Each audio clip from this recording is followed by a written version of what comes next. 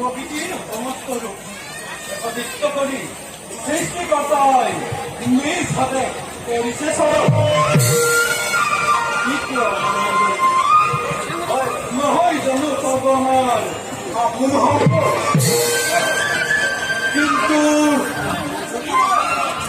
কিন্তু দেৱৰ্ষি নাৰদে এই মাত্ৰ আহি বাৰ্তা দি গল আৰু কিছুদিনৰ পিছতে পৃথিৱীত মহাভয়ংকৰ মহাপ্ৰলয়ৰ আৰম্ভ।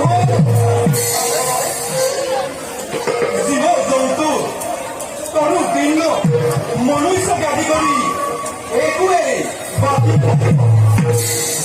সকলো বিৰুদ্ধ জ্বলাৰ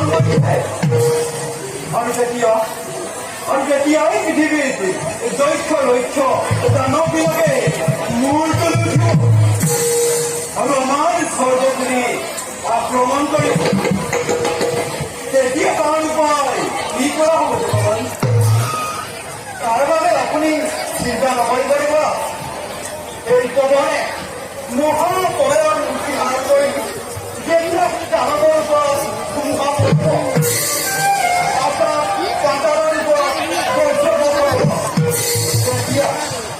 তেতিয়া সেই দানৱৰ বাধানিবৰ শক্তি নহ'বলৈ এই মহাপ্ৰলয়ৰ সময়ত আমি নিশ্চয় মনুষ্য অভিজ্ঞ হৈ যাওঁ। তেতিয়াহ'লে দেৱতাবিলাকে মনুষ্য পূজা পাতলৰ পৰা বঞ্চিত হ'ব। এই দেৱতাবিলাকক কোনে পূজা পাতল দিব? ব্যৱস্থা কি হ'ব? মনুষ্যৰ পৰা পূজা পাতল নোপোৱাটো আমাৰ দুৰ্ভাগ্যৰ কথা। যদি পৃথিৱীত পূজা পাতল যাক যজ্ঞ আদি নচলে তেন্তে সমগ্ৰ পৃথিৱী এদিন অধৰ্মই স্বাধীন হৈ যাব। আৰু এই ক্ষেত্ৰত মৃত্যু কেতিয়াবা কি ভাবিব?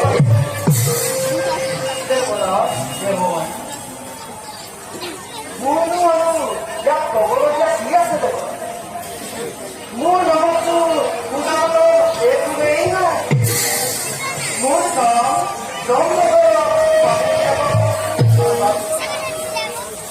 মহাপ্ৰলয়ত যেতিয়া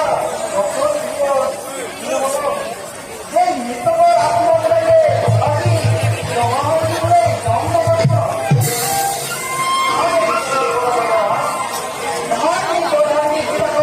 বাচি নিদিয়াই সেইবিলাকক প্ৰদান কৰা প্ৰদান কৰিব।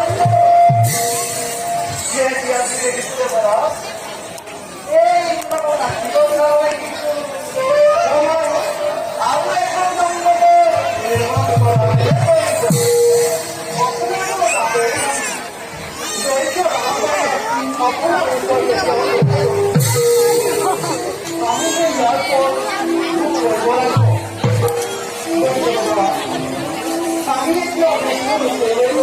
muy como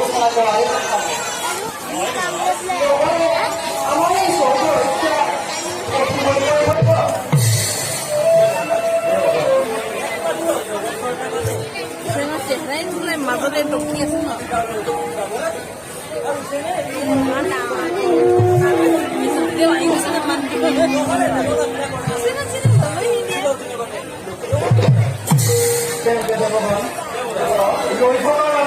প্ৰয়োজন নাই।